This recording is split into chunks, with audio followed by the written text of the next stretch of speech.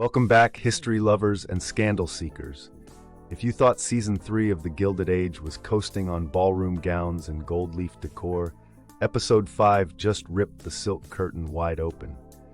From a doomed aristocratic honeymoon to a surprise engagement that leaves society gasping, the Russells are playing with hotter fire than ever, and the sparks threaten to ignite all of New York. We're now past the midway mark of Season 3, and Episode 5 proves Julian Fellowes still has plenty of dynamite tucked beneath those bustles.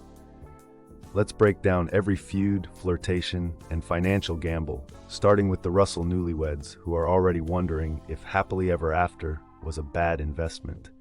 Gladys Russell and Hector, Duke of Buckingham, a honeymoon from hell.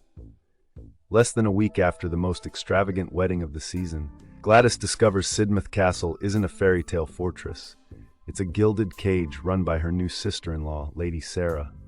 The noblewoman needs Gladys's American fortune but treats her like imported furniture, publicly correcting her manners and monopolizing the Duke's attention at dinner. Hector may hold the title, yet Sarah clearly wields the power. Unless Gladys learns to assert herself, she'll remain a silent checkbook in a drafty castle. Keep an eye on this trio. Sidmouth's icy corridors may echo with the first true scandal of the marriage market, Marion Brooke and Larry Russell, society's newest headline couple. Back in Manhattan, love blooms where old money meets new ambition. After months of sidelong glances, Marion and Larry finally announce their engagement, only to face instant chill from two formidable matriarchs. Aunt Agnes fumes that she's been bypassed, while Bertha Russell stews over losing strategic control of her favorite son. Then George Russell complicates everything by dispatching Larry to Arizona on railroad business. Long-distance love in the 1880s? Expect telegrams, jealous whispers, and perhaps a rival suitor to test Marion's resolve before wedding bells ring on Fifth Avenue. George Russell, betting the family fortune on steel and steam. Speaking of Arizona, George's transcontinental railroad scheme is looking less like a masterstroke and more like roulette at $30,000 a spin. He's sunk personal capital, frightened off J.P. Morgan, and ignored his own secretary's warnings. We've watched George outmaneuver titans before, but this season, his swagger borders on recklessness. Should the deal collapse, every velvet-draped room Bertha just conquered could crumble overnight, proving that in the Gilded Age, fortunes rise as fast as reputations fall. Peggy Scott, torn between love, ambition, and a persistent past. While romance fizzles for some, Peggy's career is set to explode. An unexpected encounter with former editor T. Thomas Fortune lands her a dream assignment, an exclusive interview with suffragist trailblazer Frances Ellen Watkins Harper. Trouble is, Fortune still carries a torch, and Peggy's new beau, Dr. William Kirkland, sees right through the professional courtesy. The stage is set for a triangle where every choice, headline, heartbreak, or both, could define Peggy's future in the newsroom and at the altar.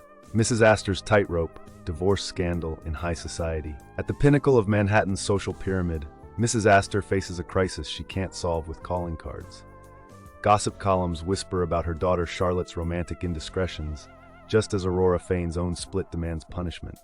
If Mrs. Astor exiles Aurora, propriety dictates she shun her own child, an unthinkable blow to her authority. Episode 5 suggests the ironclad rules of old money are bending.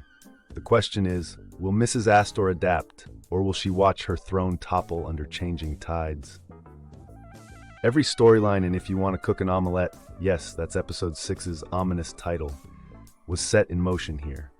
We have a cash-for-title marriage already fracturing, an engagement vulnerable to power plays and physical distance, a financial empire teetering on one man's ego, a journalist choosing between groundbreaking work and personal happiness, a queen of society forced to rewrite her own rulebook.